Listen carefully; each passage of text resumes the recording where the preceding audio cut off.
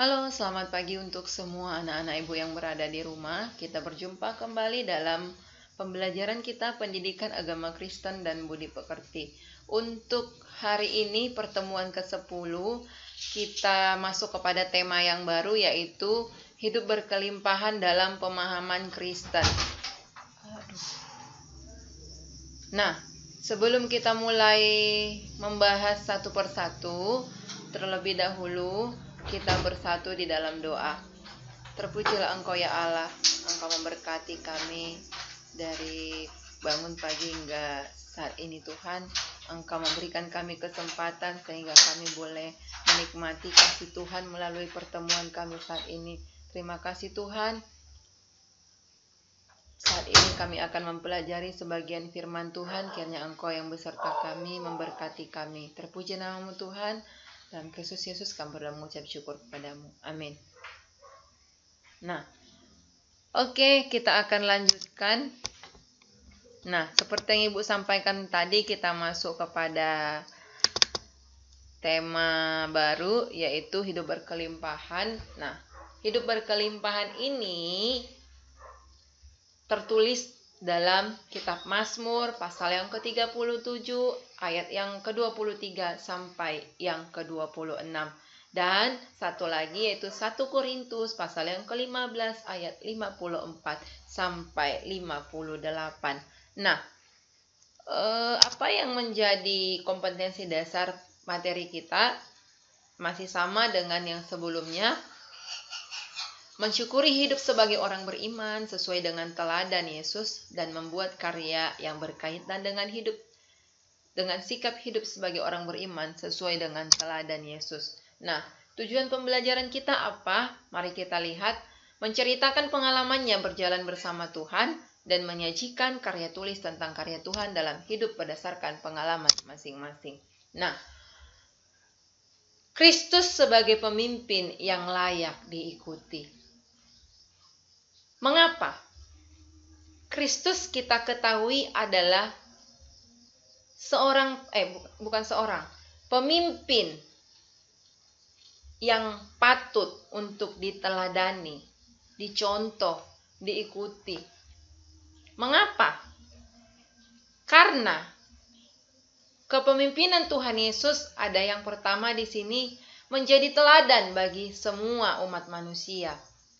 Mujizat-mujizat, kebaikan-kebaikan, penebusan dosa dengan mati di kayu salib sudah Yesus kerjakan sehingga apa? Sehingga dia layak menjadi teladan bagi umat manusia.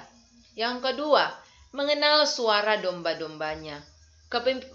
Kepemimpinan Tuhan Yesus, dia tahu ketika domba-dombanya yaitu kita manusia berseru di dalam doa kepada dia, maka dia mengenal suara kita dan menjawab kita. Yang ketiga, kepemimpinan Tuhan Yesus adalah dia rela berkorban di atas kayu salib. Yang keempat, kepemimpinan Tuhan Yesus, Yesus mampu menyembuhkan berbagai macam penyakit, misalnya lumpuh, buta, tuli, dan sebagainya. Dan yang kelima, kepemimpinan Tuhan Yesus, Yesus memberi makan 5.000 orang sampai kenyang, bahkan berlebih 12 bakul. Nah, jadi itulah yang membuktikan, yang menjadi alasan mengapa Kristus sebagai pemimpin yang layak diikuti. Selanjutnya, bagaimana kita menjadi pengikut Kristus yang sungguh-sungguh? Di sini ada dua, yaitu ketaatan yang kita miliki harus melebihi ketaatan yang lain. Bagaimana supaya kita menjadi pengikut Kristus yang sungguh-sungguh? Yang pertama, ketaatan kita itu harus lebih baik dari ketaatan orang lain. Misalnya, ketika orang lain taat karena terpaksa, kita tidak boleh dengan terpaksa. Kita harus dengan kerelaan, ketulusan, keikhlasan hati. Yang kedua, bagaimana menjadi pengikut Kristus yang sungguh-sungguh? Ada harga yang harus dibayar. Artinya, kita harus juga berani rela berkorban demi Kristus. Pertanyaannya, bagaimana rela berkorban yang dimaksud? Rela berkorban yang dimaksud apakah harus seperti Tuhan Yesus, rela berkorban dengan mati di kayu salib? Tidak. Yesus hanya menginginkan rela berkorban ketika kita misalnya diejek karena iman Kristen kita, maka kita tidak boleh membalas untuk mengejek orang tersebut. Kita harus bahkan mendoakannya agar apa?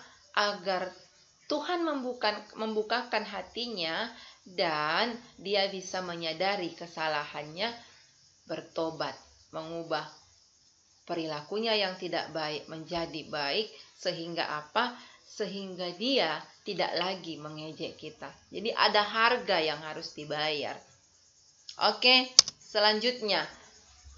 Bagaimana hukum yang kita terima dari Tuhan Yesus yang disebut dengan hukum kasih?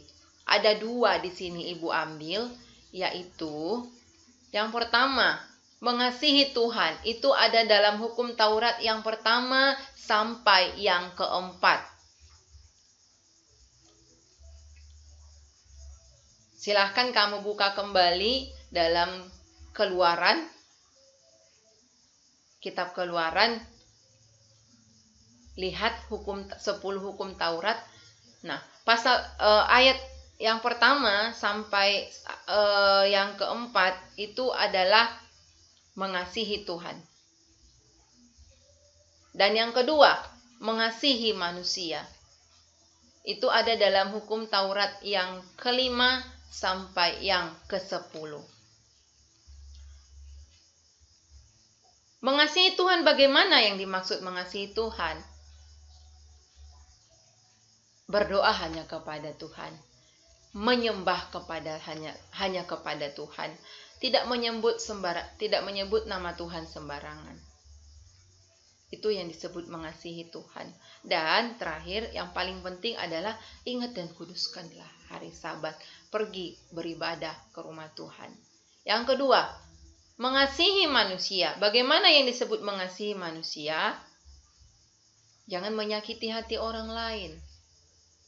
Hormati orang tua. Jangan berzina, jangan mencuri, jangan berdusta, jangan iri kepada orang lain. Oke, selanjutnya. Apa yang kita peroleh ketika mengikut Kristus? Di sini ada 2 Ibu simpulkan. Upah. Seseorang bekerja tentu mengharapkan upah. Namun, upah yang dimaksud oleh Tuhan buat kita ketika kita mengikut Dia adalah yang pertama. Di dalam Kristus ada jaminan keselamatan. Nah, ternyata upah yang kita dapat dari mengikut Kristus jauh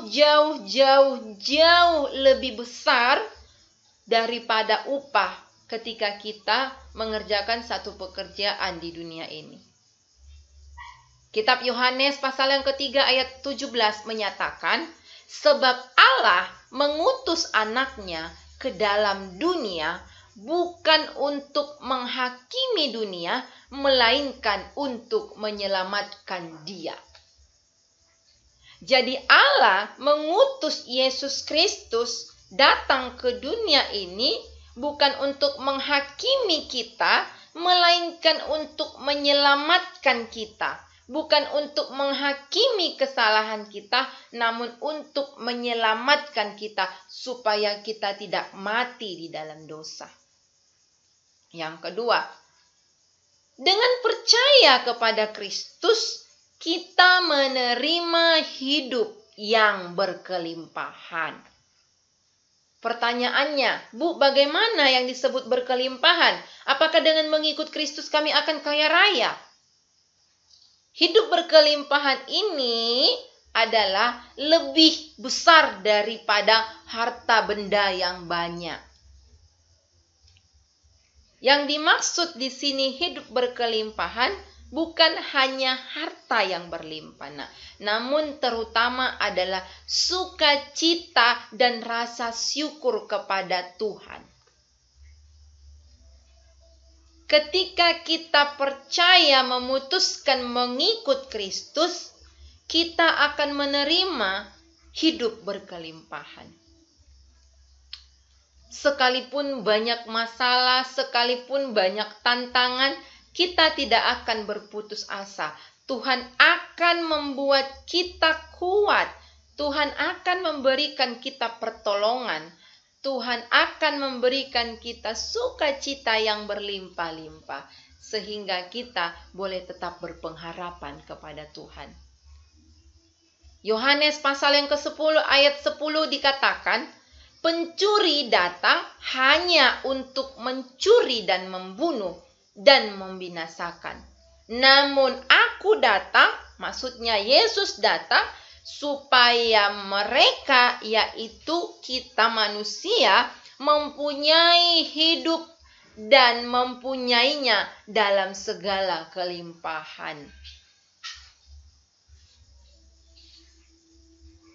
Kalau pencuri datang ke rumah memang untuk mencuri, kan begitu. Bahkan kalau ketika yang punya rumah melawan, tidak menurut, maka bisa terjadi pencuri tersebut membunuh yang punya rumah. Namun, ketika Yesus datang kepada kita saat kita memilih untuk percaya dan mengikut Dia, kita akan mempunyai hidup yang baru.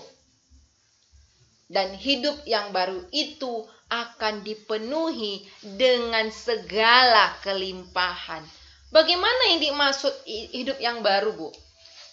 Apakah kita mati dulu baru hidup lagi? Tidak. Artinya, seseorang yang telah memutuskan untuk menerima Yesus sebagai juru selamatnya, yang sebelumnya dia itu hidup penuh dengan dosa, maka setelah dia menerima Kristus, dia akan bertobat dan meninggalkan dosa-dosanya serta datang kepada Yesus dengan melakukan perbuatan-perbuatan yang sesuai dengan Alkitab, yaitu ajaran Kristus. Dan orang yang telah memutuskan untuk mengikut Kristus tidak akan pernah merasa kekurangan, namun akan selalu senantiasa merasa berkecukupan. Mengapa? Karena Allah memberikan kepada hatinya selalu untuk bersyukur. Oke, selanjutnya. Apa rahasia atau kunci hidup berkelimpahan? Yaitu hanya satu, mengasihi Allah dengan sungguh-sungguh. Ada tadi dua hukum kasih, hukum kepada Allah, mengasihi Allah, dan mengasihi sesama manusia. Namun yang lebih penting daripada itu semua, yang utama dan terutama adalah kasihilah Tuhan Allahmu dengan segenap hatimu, segenap jiwamu, dan segenap kekuatanmu. Itulah kunci atau rahasia hidup berkelimpahan.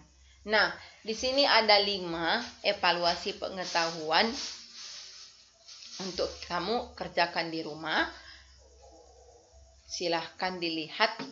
Kemudian kita akan tutup di dalam doa selamat pagi. Terpuji namamu Tuhan, kami berdoa bersyukur kepadamu jikalau Tuhan memberikan kami pengetahuan baru bahwa hidup kami ternyata berkelimpahan jika kami hidup di dalam Kristus. Terima kasih untuk sapaan firman-Mu pagi ini Tuhan. Biarlah firman-Mu ini boleh menjadi sumber kekuatan buat kami semua anak-anak-Mu. Terpuji nama Tuhan, kami berdoa dalam Kristus Yesus Tuhan kami. Kami akhiri pertemuan kami ini. Amin. Shalom, salam sehat, tetap semangat. Tuhan Yesus memberkati.